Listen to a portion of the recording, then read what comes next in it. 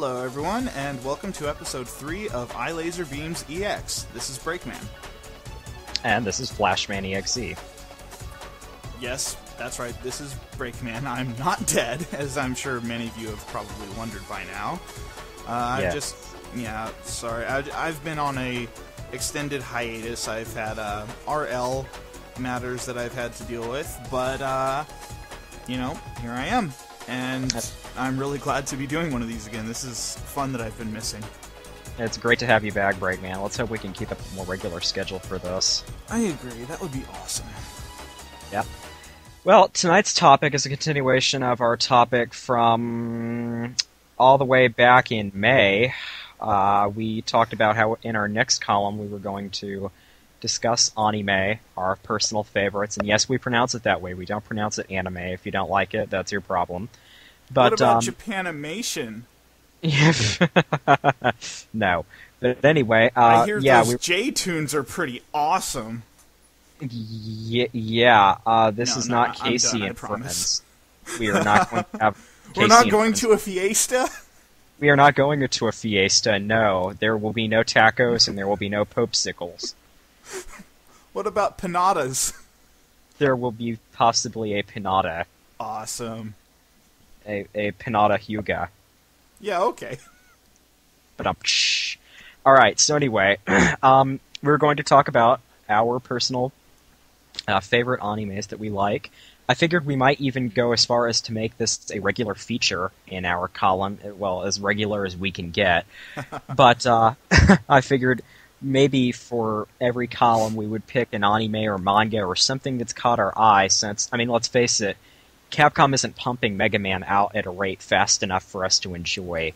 And honestly, if they were pumping it out at a rate fast enough for us to enjoy, that would probably be defeating the whole purpose, in my humble opinion. Yeah, absolutely, because but that's then we would actually... for another time, I think.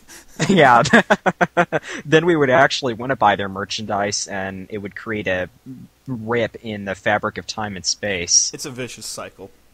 Yes, indeed, and definitely a rip in the fabric of my wallet. But anyway, alright, so we are going to talk about... What? Money? What's that? I has bills. Is that same? Yes, money does not exist in our world. It's a passing concept. It pretty much hits our hands and vaporizes. I actually think I am fatal to money. Alright, so we're going to talk about 3 animes each for a total of 6 recommended series, and if you guys like this enough, send us your feedback and we will do more for our next episode. And by all means, like me personally, I haven't been able to watch a lot recently, and I need some new suggestions. So, if you have ones you like, throw them our way. I mean, we're always. If we haven't seen them yet, we'll check them out. Absolutely, yeah, and maybe even recommend them in one of our future columns. Mm-hmm. Yeah, that would be totally not a self-defeating purpose, us recommending to you what you recommended to us in the first place. But let's not, the devil's in the details. Alrighty then. So, here we go. Let's get started. Breakman, I will let you kick us off with your first pick. Okay, wow. Wow, there's so many. I'm just gonna go ahead and throw Slayers out there. Like that's just one of the first things that pops to mind when it comes to classic, really fun anime for me. I just gotta go with Slayers. I watched it way back in the day. I tried watching Slayers Try first at a convention. It was in a viewing room, and I was like, oh my god, what is this? This kind of sucks. But then I went back and started at the beginning, went all the way through Slayers Next, and it really grew on me. It's got a lot of filler, and the art, if you go back and watch it now, the art really shows its age, but if you watch Slayers, you watch it for the story, and you watch it for the characters, and yeah, you watch it for story. It's great. I mean, it's set in, I guess the closest thing I could say is a D&D, Dungeons & Dragons-esque world. It's traditional medieval-ish fantasy, but absolutely madcap, totally nutballs.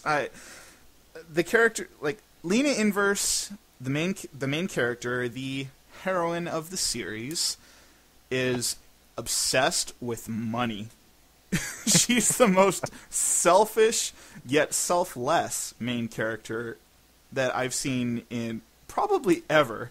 If she'll go out of her way to say that, like, oh, there's a gang of bandits outside of this town. They're so evil. We should totally go and stop them. And all the goodies that are hanging out with her will be like, yeah, let's go. And while they're totally going after the bandits, yeah, let's get them, Lena will be off in the corners looting their treasure hoards and stuffing as much as she can carry into any pockets and knapsacks she happens to have with her. And if she doesn't have enough, she'll steal more knapsacks. Oh, she's awesome. Wow, sounds like a great series. Slayers is one I've been meaning to get into, and you know how time flies and you get attracted to other things, Yeah. but I know it was a strong personal recommend from you the last time I asked you what you liked, and so it's definitely one Slayers is great, and it's not just Lena stealing the show, albeit she does that a lot. I mean, there are a ton of different characters, and each has their own little personal quirks, as to be expected from any anime with a decent-sized cast. But the way the characters interact with each other is flows really well. Like, their personalities clash horrendously, but that's what makes it work. You've got the idiotic swordsman Gauri Gabriev, who is totally oblivious to to Lena's more corrupt nature, but he really means well. And although he's I want to say a couple dimes short of a dollar, he is really a great asset. And then you've got, the angsty swordsman who wants revenge for bad stuff done to him. You've got a priestess who fights evil fights evil in the name of justice.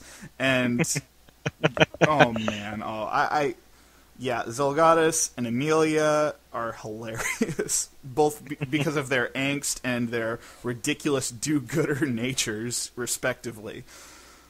And as far as the events in this series, I can't really choose a place to start because there's just so much that happens, and I don't want to ruin any of the story, but it's very good, highly recommended despite its age, and I think they are actually now doing with Slayers what ADV recently did with Evangelion, and are digitally remastering the entire series and re-releasing it, so that's something you might want to look out for.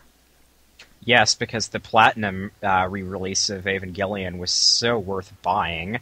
I never got a chance to check it out myself, though. I heard that they went back and basically redid all the art to make it look more modern and up to date. Is that true?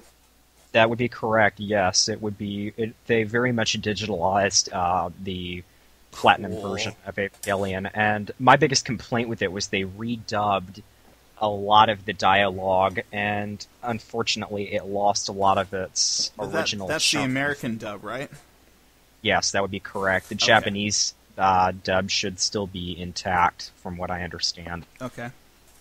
傷つくことは怖くないだけど決して強くないただ何もしないままで悔やんだりはしたくないゴーゴー走り続ける誰にも止められはしない未来の自分へと Give a reason for life 届けたい For me, for my first pick, I have seen so many anime, and yet at the same time so few. I am going to toss my hat. It's impossible to see them all, though. You know that. Oh, absolutely. That's why you just have to see your favorites, and you don't know what your favorites are until you see them all. So there you go. I would have to say, throwing my hat at a random pick, Azumanga Daioh, you turned me on to this one. Yeah, that's right. I totally did.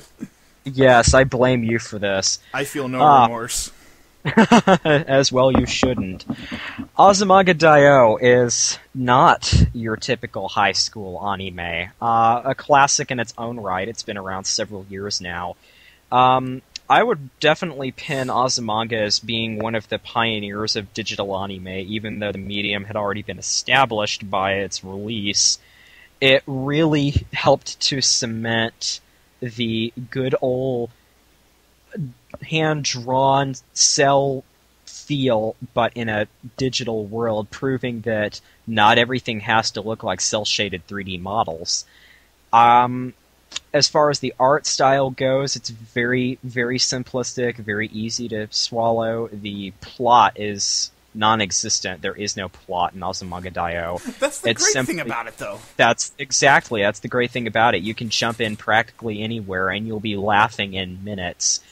The characters so totally clash with each other, and yet at the same time, it's a very fluid synergy of feelings and emotions. You have they can't keep anything serious in Azumanga. They'll set you up for something terribly serious, and then it's just a joke. And I don't know. I feel like I can relate to all of the characters in the series, and at the same time, it's one of my personal all-time favorites. Definitely a strong recommend. It was one of the first anime I ever saw as far as something that didn't have to be an adaptation of a game or manga. It was one of just the first standalone anime series that was presented to me, and I fell in love with it. I believe it was based on a yonkoma, though, which is yes. a Japanese 4-panel comic. But, I mean, you can really only do so much with that medium and trying to turn it into an anime. Yes, so that's true. I think what it ended up being was just way awesome. Absolutely, yes. Azumanga is a personal favorite, highly recommended.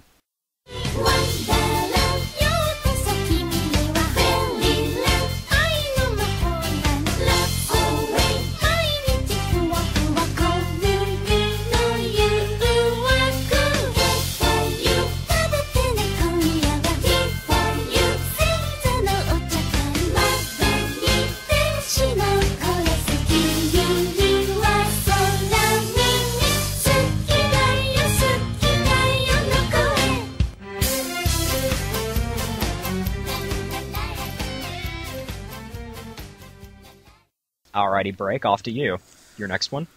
Okay, my second pick is going to be an interesting one, considering that I am a heterosexual male, and you would probably never expect to hear me mention this series along with Zom Watch Now. But in its defense, it's not... Well, yeah, it has a huge fangirl following, but it's really not that bad, and it's not nearly as bad as naysayers would have you think. I am recommending Clamps X, the TV series, not the OVA, because, yeah, or by OVA I mean movie. X is awesome. I mean, it is a visual delight. It is another one of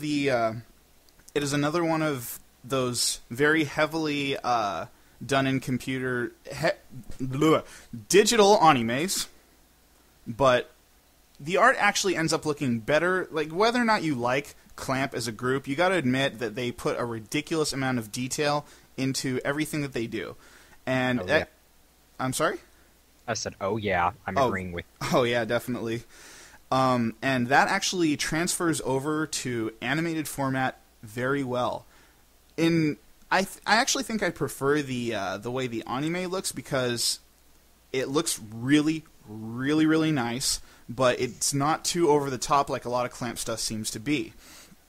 As far as the story goes, very rich in Japanese mythology. Main character is named Kamui Shiro, or Shiro Kamui, whatever, name, reverse Magaggers, but the name's Kamui. The series starts out with him returning from... Yeah. He comes back to Tokyo after years away from his friends, which he has very little to say about. he shows back up in Tokyo because he's supposedly been destined to do so, but he really doesn't care anything about destiny. He's pretty much doing whatever he wants to do. He runs into his friends, and his old friends Fuma and Kotori, childhood friends, totally gives him the cold shoulder, and they're like, "Oh, wow, you've changed a lot. What happened?" "I don't want to talk about it." "Well, why not? We're your friends." "Just leave me alone. It'll be better that way." And then as soon as he's off screen, and they're like, "Oh, what's wrong with him? Big jerk face." Like, people just start gang rushing him, and they're like, "Roar," even though they actually don't say anything. And he destroys them with mind bullets. And you're like, what? Did he really just create a 100-foot radius crater? Basically, he's got... This is all in the first episode, nonetheless. He's gets surrounded by stereotypical-looking, quote-unquote, men in black. They surround him. It's obvious they mean no good. I mean, they melt out of the walls, and literally, and surround him. He tells them, "Stifu nub," smashes one in the face with his school bag and sends it crashing through a wall, and then obliterates the rest of them with mind bullets in a spectacular fashion. Wow. And it really sets the mood within, I want to say, about, like, 5 to 10 minutes of the, like I said, just the first episode. There are a ton of characters that are introduced, and sometimes it's hard to keep track of them all, but the essence of the story is that Kamui is basically this either destined to be the world's savior or bring about the world's ruination. And there are two opposing forces called the Dragons of Heaven and the Dragons of the Earth, each 7 members strong, and both sides need Kamui to either save the world in the case of the Dragons of the Heavens, or to destroy humanity in the case of the Dragons of the Earth. So Kamui is just caught in the middle of this. He has to choose a side, but the side that he chooses will ultimately decide what happens to his friends Fuma and Kotori. And a lot of screwed up stuff happens. There are many spots in this series which will bring a tear to your eye. There's a good amount, there's humor in it, but as typical per most of Clamp's darker series, there's it's pretty much drama ridden through the whole thing, but I cannot say that there was ever a point that I was not entertained. It is very good, highly recommended. Check it out. Sounds good. I've recommended it to you before. I'm surprised you haven't checked it out yet. I know. I'm lazy. Trust me. I mean, yeah, it's Clamp, but I mean, you've seen Chobits, right? No. I love Clamp. Clamp's great. In fact, I was actually going to recommend a Clamp series for this. Oh, okay. Well, yeah, then go ahead. But yeah, you check it out. Seriously, you do it now. Who, me? Yeah, you and people listening. Everybody watch X. Fangirl rant ahoy. Okay, I'm done. Go ahead.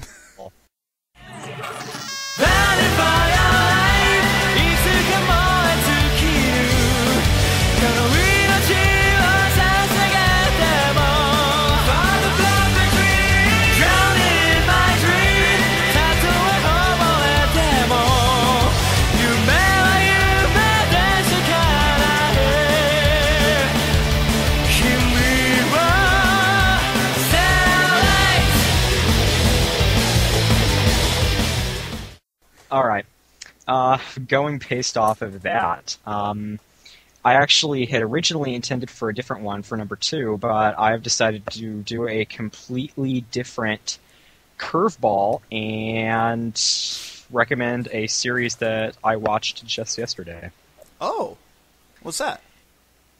I'm going to have to recommend Tsubasa Reservoir Chronicle.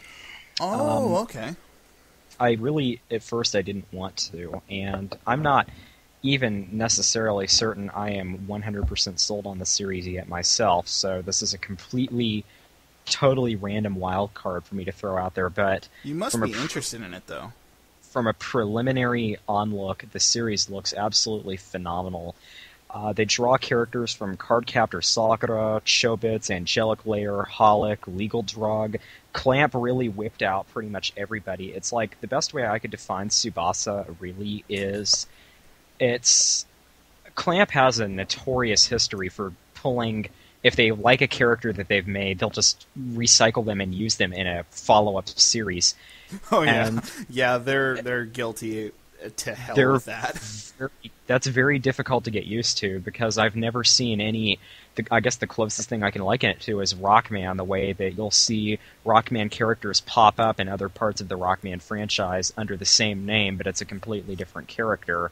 It's almost like, the best way I can liken it is, Clamp assigns their characters to be sort of like human actors, and for instance, she might play a Persicom in Chobits, but she's going to play a completely different role in another anime, and yet she's still Chi. She's just Chi playing a different character, kind of like Tom Cruise playing Ethan Hunt versus, playing another character in Jerry a Maguire. different movie. Exactly, Jerry Maguire. So it's still Tom Cruise. It's just Tom Cruise is being a different character, and so it's a very radical head trip seeing that from anime, because when I first started watching Tsubasa, I'm sitting there and I'm going, hey, isn't that Shaolin? And then a few minutes later, I was like, wow, that's Chi. What's Chi doing here? And then again, like another 10 minutes later, is that Yuko? And, just one thing after another, it really caught me off guard. But the series' animation style is set in medieval futuristic times. And Medieval futuristic. I like that. Yes. Oh, then you're going to really like number 3. Medieval futuristic times, it's kind of got that old world feel, yet set in the future. The weapons and art style are fantastic. I'm not 100% sold on the plot. That's the only thing that I have to admit, even I am not really certain I like. What's it about? I really don't even know. It's about a girl, Sakura from Cardcaptor Sakura, only playing, obviously, a completely different role in this. That's interesting. Yeah, it really is. She ends up... her childhood friend is Sharan from Cardcaptor Sakura, and it's funny seeing him in this role, but she loses her memory, and without her memory she will die, because her memory and her soul are one. And so Sharan must go on a journey to retrieve pieces of her memory, which were manifested as feathers and wings, and all of the feathers were scattered to different parts of universes. So he is transported so it's a to another... multiverse hop? Yes, it's a multiverse hop. Yeah, Clamp is being completely open and honest. It's almost like this is their core series where they draw everything from. They're transported to another dimension where they run into Yuko from Holic and a bunch of other characters from various Clamp series, and it's great getting to hear the voice acting in the American version is absolutely fantastic. A lot of my personal favorite characters are recycled from other anime. It's great getting to hear characters like Roy Revant from Salty Ray playing Kurogane in Tsubasa, and so it's really, I would have to recommend Tsubasa for those of us who have seen a lot of anime and love anime. And it's almost, I guess the best way I can put it is it's like watching a really elaborate fan project with crossovers from everything. Wow. That is a very, very odd premise, but it definitely sounds interesting enough for me to take a look at, honestly. I would definitely, if you can get a hold of it, fan subbed. I don't know, because it's been licensed for distribution in the States, so I don't want to recommend anything illegal. Yeah, well, so is Naruto, so... But, yeah, that's true. But if you can, let me put it to you this way, if you can get a hold of a free copy of it that's legal without doing anything illegal, because we don't promote illegal activity. No, not at all. Interwebs, what are those? If you can catch a clip of it off of YouTube, let me put it to you that way, then Right, okay. Yeah, check it out. It looks like a really good show, and I have the first volume of it. It's been out a while. The anime was produced, let's see, in 2005. It ran for 52 episodes. So it looks like a really good show. That's a good run. Yeah, it's a very good run, and its billed as being new from the creators of Chobits on the tagline on the manga. So apparently, Whatever, lols. Yeah, exactly. It's Clamp. Clamp owns all of Panel. 果てなき夢求めるしるべなき未来で僕が光なくしてもいつか君が灯してくれたきらめく胸のもの翼に変わる希望のかけら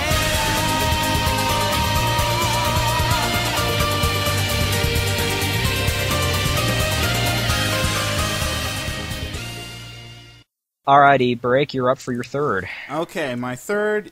Yeah, this next one is pretty freaking mainstream, and but I think it's safe to mention it since it's still pretty recent. But in this day and age of Bleach and Naruto being the Believe it! You die in a fire. Die in a fire. Alright, go ahead. Seriously. In all seriousness. Yeah, okay, completely seriously. Nowadays, Bleach and Naruto are pretty much, you ask any average Joe what their favorite anime is. Bleach! I like the Hollows and the Soul Societers and, yeah, or Naruto. Strawberry Man, because Strawberry Man is my favorite. Itchy Strawberry Head! Yeah, I'm gonna shut up.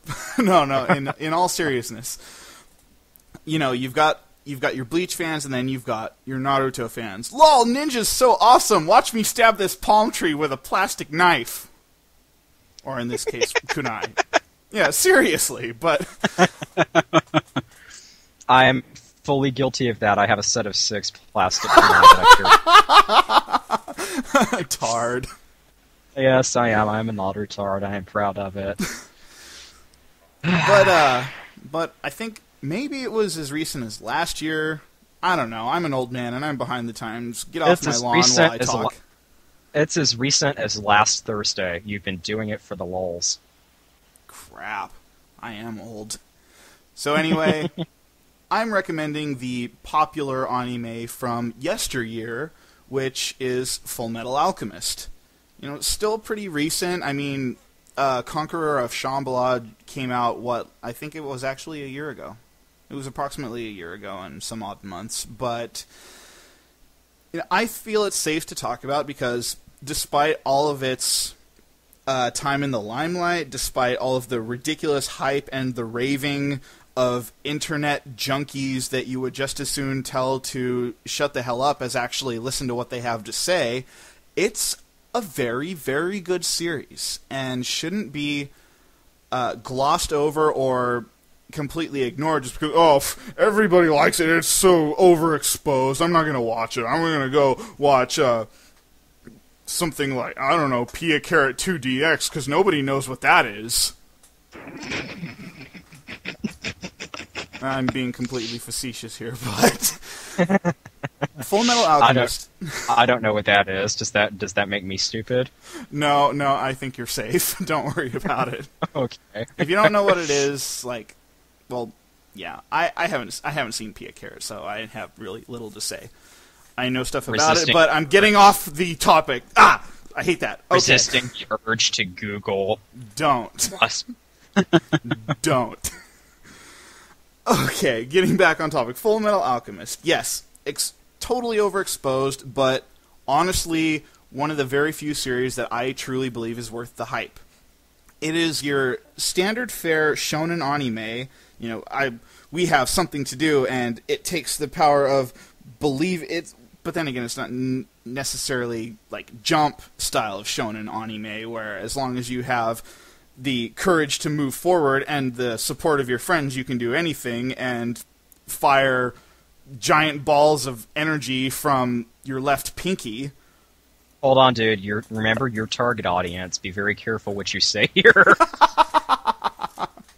Hey, I'm speaking my mind, and it's true. There are a lot of series where a lot of shonen series where the base themes are, friendship, never give up, blah blah blah. Full Metal Collect Alchemist. all 6. Collect them all. Buy all DVDs. I need to stop this. I'm getting off topic again. Full Metal Alchemist. It definitely has the themes that you're used to seeing in shonen anime, but at the same time, it has I wouldn't say ridiculously, but it has a very well-woven storyline. I mean, the series starts out, like, the first episode starts out probably about a third or halfway into the actual series, and then for the first 2 episodes actually, and then it jumps into backstory for, I want to say, like 15 to 20 episodes, something like that, just so that you know what the heck's going on, because the first 2 episodes are just totally thrown in there as a hook. You see the kind of things that Edward Elric and his brother Alphonse Elric get into, and you're like, wow, this is really crazy. And where they go from there is you find out so much in that in that backstory arc. The premise of the series is Edward Elric and Alphonse Elric are naturally brothers. If you don't know this, then you've been living under a rock. But their world is similar to ours. I think it's supposed to take place around the 1940s if it was taking place in our world, something like that. But instead of basically their world is a world of alchemy, that fabled art that supposedly, if done correctly, would allow you to transform lead into gold. This series takes the idea of alchemy and runs with it. Basically, you can do just about anything with it. It's become practically an art form. It's like an everyday thing. There are alchemists everywhere. It's totally commonplace. Ed and Al discover that they have an inherent talent with it as children. Surprise, surprise. It's another standard anime thing, but I'm getting off topic again. Basically, and I'm not spoiling anything by telling you this now because they literally reveal it to you within the first, 5-6 episodes, maybe even, I think even the 3rd episode, but their mother dies while they are very young, and they decide they want to try to revive her using a very dangerous, very forbidden form of alchemy. They do succeed. They bring back her body, but it is a twisted abomination of the person she once was. It has no spirit. It is they resurrect a beast, basically, and they pay dearly for it. For one of the principles of alchemy is that the thing that you create must be it cannot be greater than the sum of its parts. You must give something to receive something. Al pays for their transgression with his body. He is lost. His body is consumed into the creation of this thing, and Ed sacrifices his left leg from the knee down. No, actually, I'm getting to that. Oh, dear. So, they bring back this disgusting, twisted reflection of what their mother was. Ed actually kills it, or tries to. I think it actually escapes. And now he's just completely freaking out over what they did and the fact that his brother is completely gone. And the best he can do, I don't remember how he knew that he could do this, but he performs more freaky alchemy and is able to he sacrifices his right arm to affix Al's spirit to a suit of armor. Yeah, so, All right. so his brother still exists, just minus body. Ed is able to get cybernetic replacements for his arm and leg, but it's not really the same. And basically that's where their adventures begin. Ed and Al go on a quest to learn more about alchemy to try to restore themselves to the point they were before. Ed wants his arm and leg back. Al wants to be inside a flesh and blood body. Along the way, they hear about a legendary item known as the Philosopher's Stone, which is supposed to be able to... I'm sorry, I had something caught in my throat. Continue. No, that's perfectly all right. Yeah, don't worry about it, Harry. In any case, no, not the Sorcerer's Stone. Well, at least not that Philosopher's Stone. But this, basically, the thing that will enable you to make the impossible possible. And Al and Ed are hoping to be able to use the Philosopher's Stone to restore themselves. But a lot of other people are after the exact same thing. People are willing to kill for this thing, and the things that they uncover and the things that they find out about themselves, it's a heart-wrenching, hilarious, action-packed, well-told story.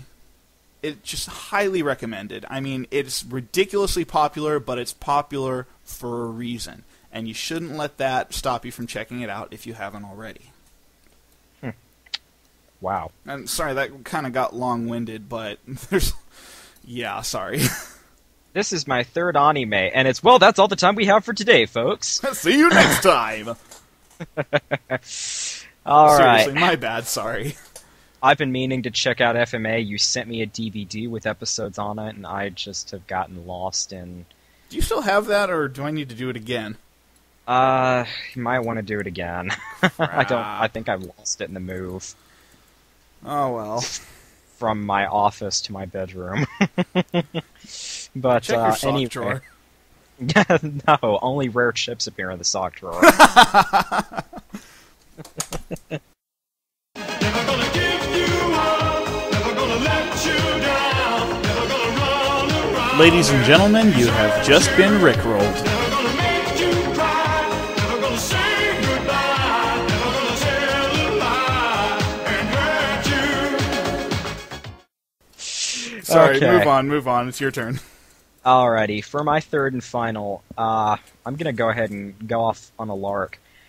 I don't really like to recommend this series, actually, to people for fear that they've seen it and hate it, because then I don't like to get into a debate with them about how it's my favorite series, and so automatically that guarantees if somebody says it's going to suck, I'm going to take personal offense to it, even though I know that the cool internet-approved way of doing things is that you just immediately attack somebody on sight, regardless of whether or not they deserve it. Kingdom Hearts sucks. Oh, wait, I mean, I love Kingdom Hearts.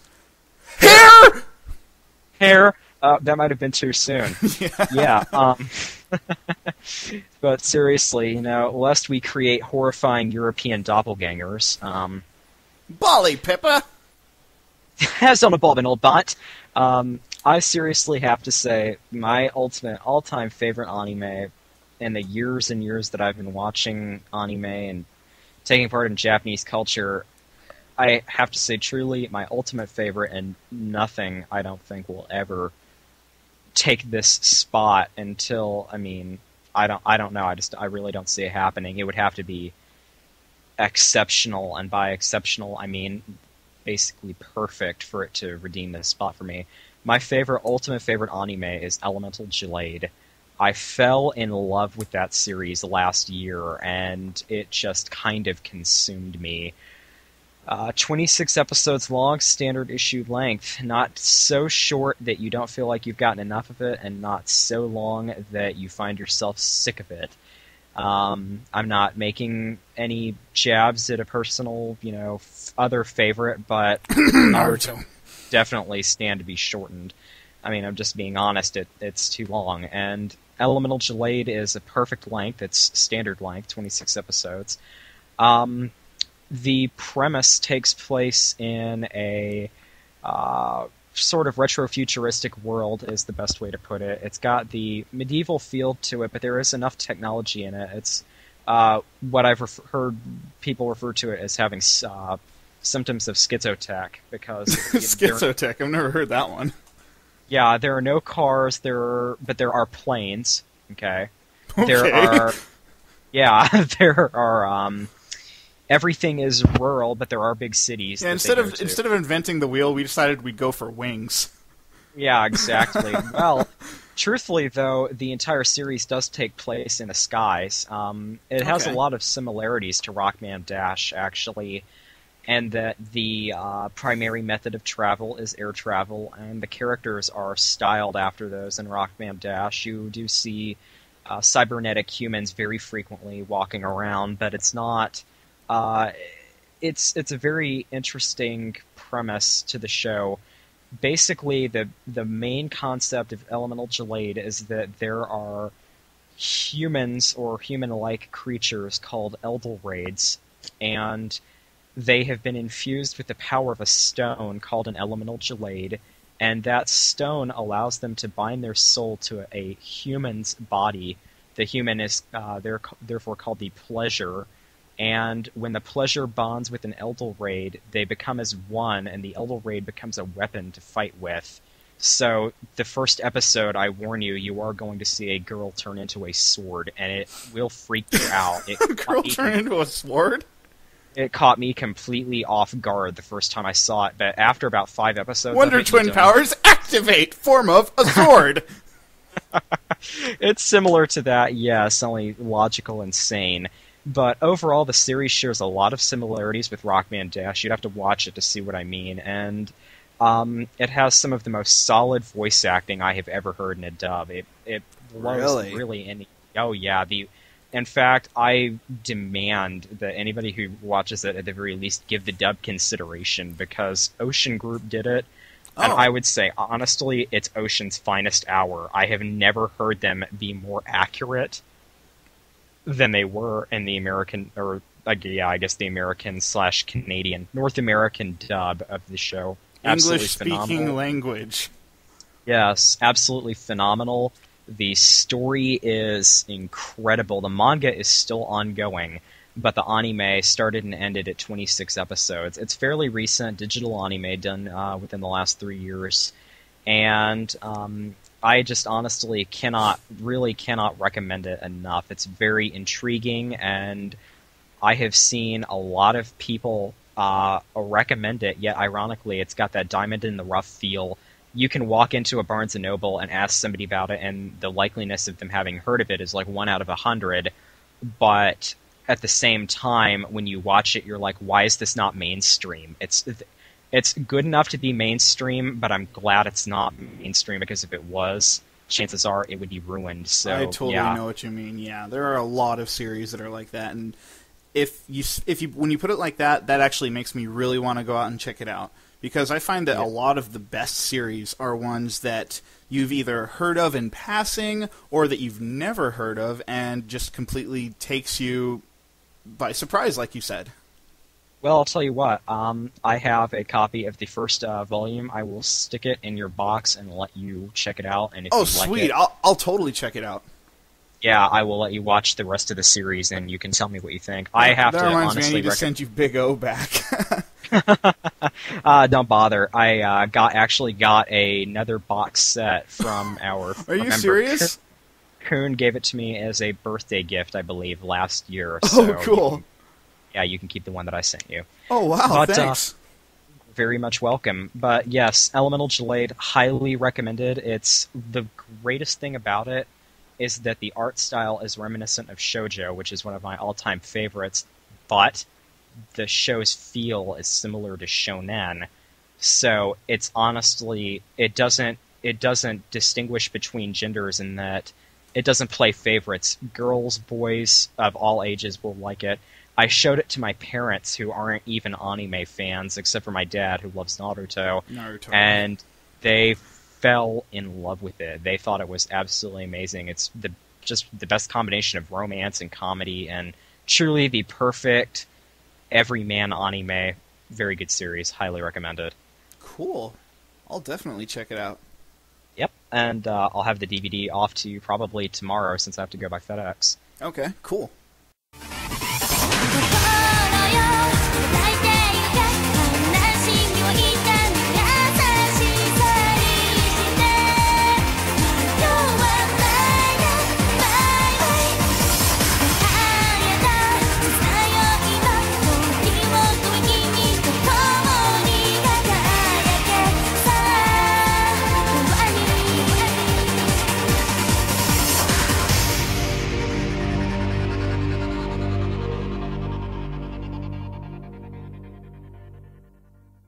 Well then, we've rambled about anime, so why don't we throw a stick in the direction of our favorite Blue Bomber? Which direction? Any of the 5, take your pick.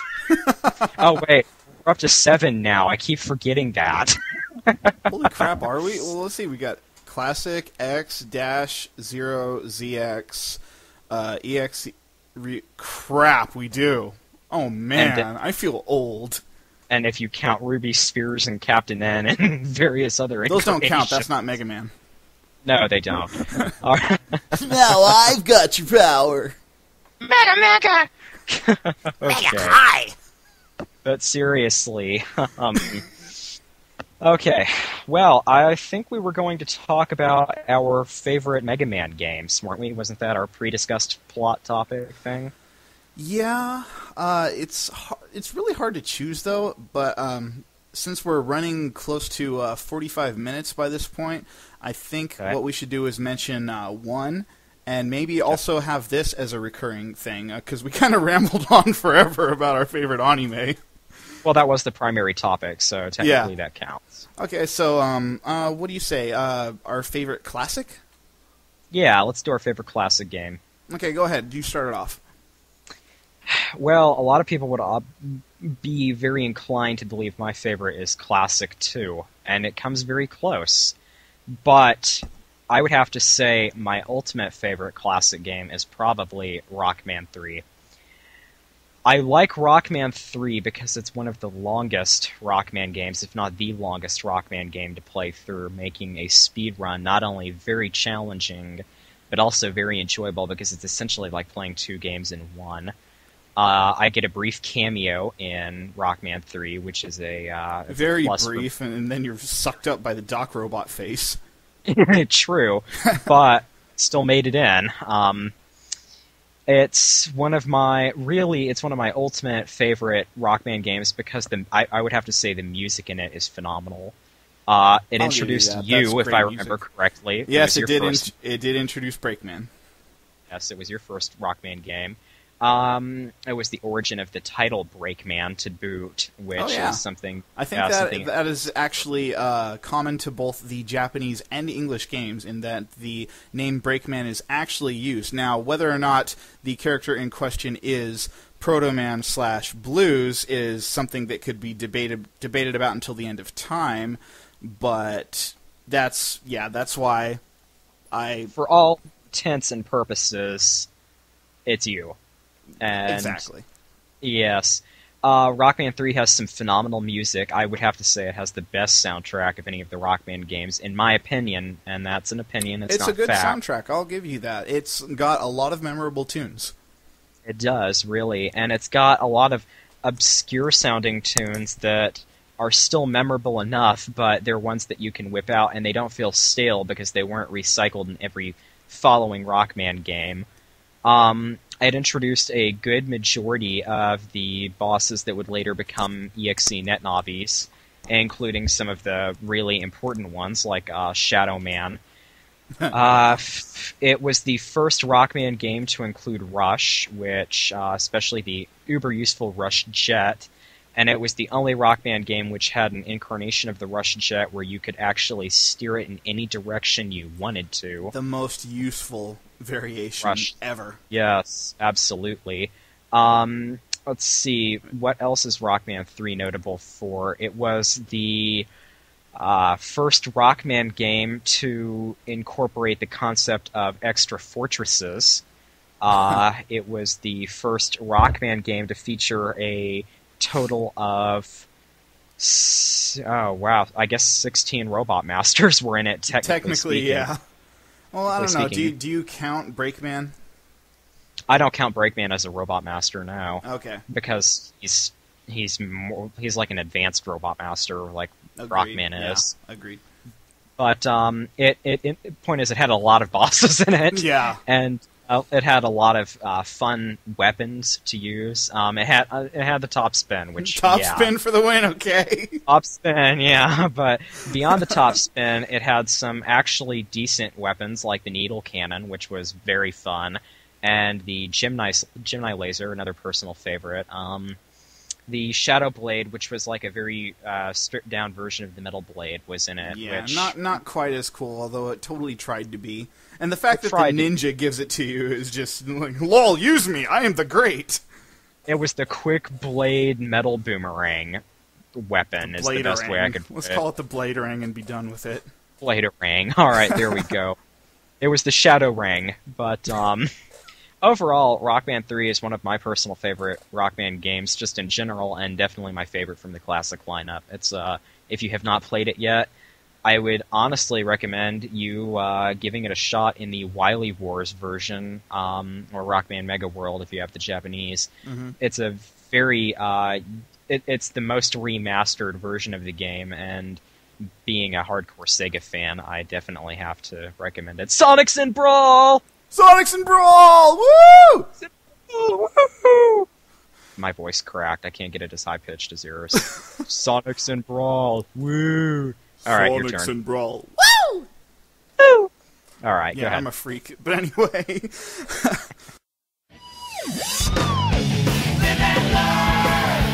Hanging on the edge of tomorrow. Live and learn from the works of yesterday. Live and learn. If you beg or if you borrow. Live and learn. You may never find your way.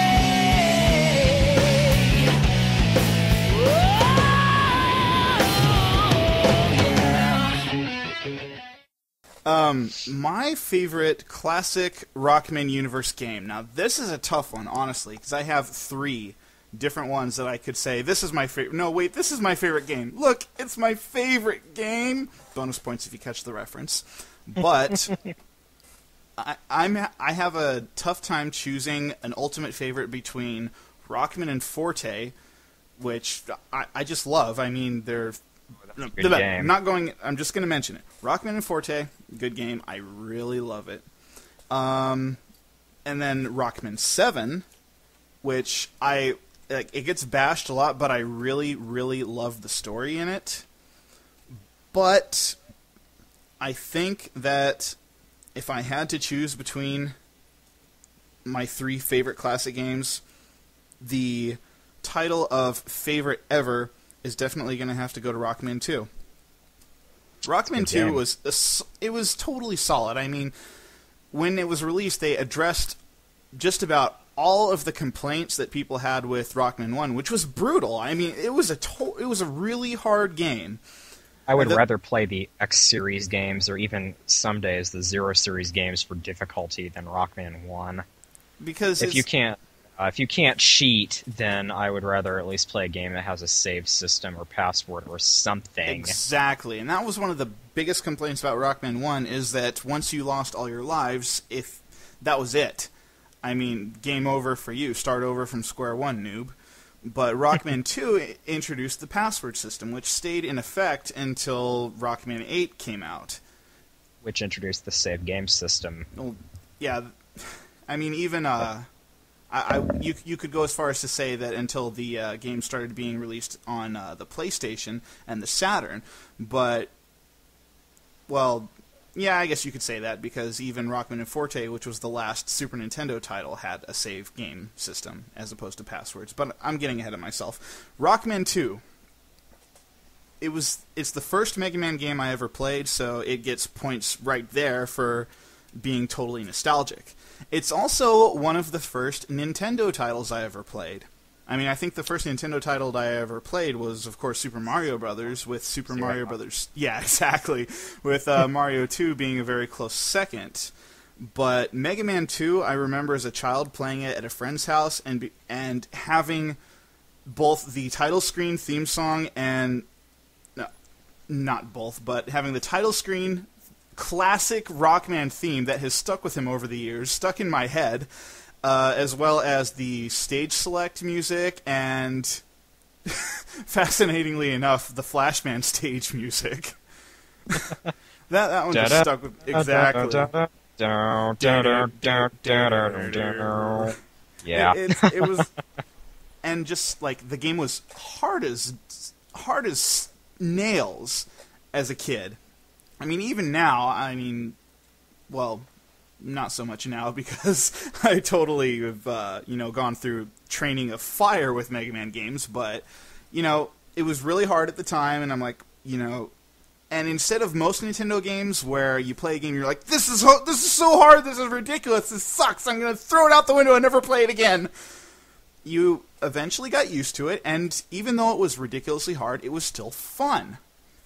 And that's one thing that I missed in the original Rockman when I went back and played it later, is that most of the time the game felt like a chore. But Mega Man 2, I honestly had fun even if I was dying.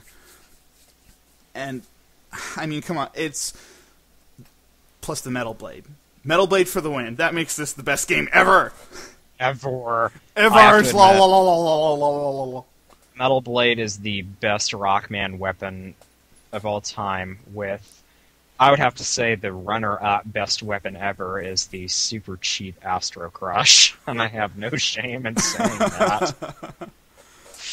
It's the Leaf Shield. The Leaf Shield's the best weapon ever. Everybody knows that. Leaf Shield for the win, okay? Leaf Shield. Yeah, because you can stand there and it does nothing. It falls off the screen. It's a great weapon, isn't it? Yeah. All right, no, seriously. But yeah. Rockman 2, Rockman 3, classics. If you haven't played them, play them both. Wily Wars, NES, whatever you can get your mitts on. Good games. And if we ever happen to see a powered-up versions of those two games, I will die a happy man. That would be so awesome. I would love to see those games redone like Rockman 1 was. But Rockman 1 was pretty much a necessity, though. I mean, you had to remake that if you were going to remake any of them. I'm kind of nervous about what I would look like in a powered-up Oh, come Rockman. on. They did wonders with all the characters. Except for Fireman. It's time to take out the trash! I have to admit, I really liked Time Man in Rockman 1. He was in the powered-up variant. I can't really say that I disliked either of the new characters. No, I know, and why does everybody complain that they're unnecessary? I thought they were... I mean, the one thing I kept hearing over and over and over again was, if Inafune-sama, my god and savior, was running this thing, then he would be not allowed Time Man and Oil Man in here, but he created both characters. Yes, he did. If he created them, he must have surely thought they were necessary, so, Like, personally, I don't feel that they were necessary additions, but they are welcome additions, in my opinion. They were welcome additions. They weren't necessary, no, but they were still good characters, solid characters, and they made the game fun, I have to admit it. It kind of brought the whole thing full circle to Rockman 8. It felt like a good continuation, back to square one, and yet at the same time taking a step forward, too. And if you really have that much of a problem with it, you can play powered up with the old school Mega Man or Rockman 1 stage layout and original 6 Robot Masters with no noobs included. And that's your personal preference. Me personally, I'm never going to touch that option as long as I live. But that's just me. Check it out anyway. I mean, it's unforgiving, but at least it looks cooler. Yeah, it does look pretty fun. But, wow. Well, in any case... Okay, we can definitely, I can say that number 2 is my favorite, you can say number 3 was your favorite, and we can both agree that we both liked Powered Up extraordinarily well. Maybe we should do that, too. Wow. Well, in that case... Favorite from each genre, plus one that we both mutually agree on. Absolutely. Then, of course, there's the other series, which we'll save for future columns. Agreed. I mean, absolutely, because the X series is it's a wonderful series, and we don't talk much about it. But I really it think we should. definitely, it definitely deserves its time.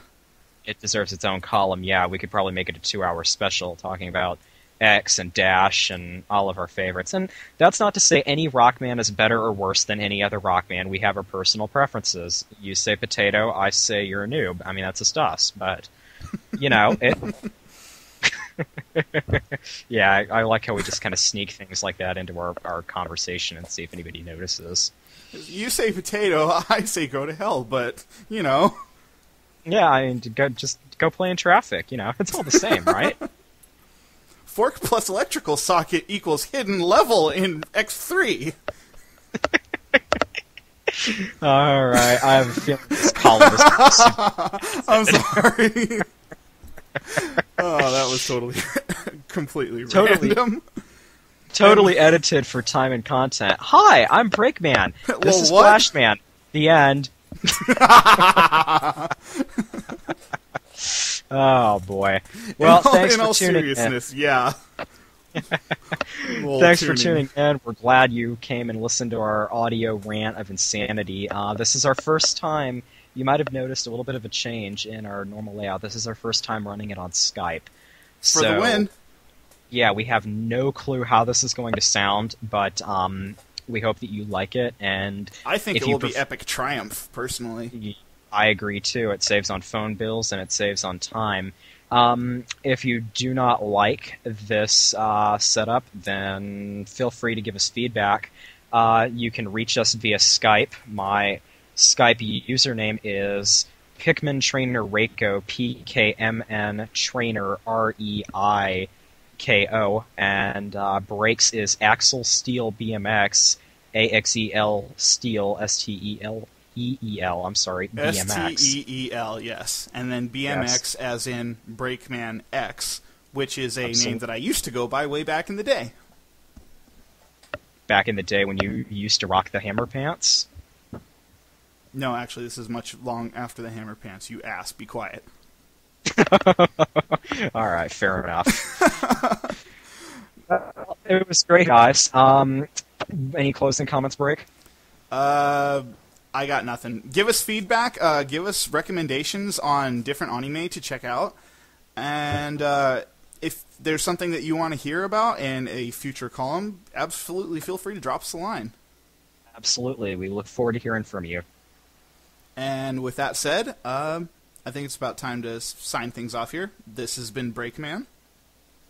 This has been Flashman, and push the button, Frank. Okay, see you all next time.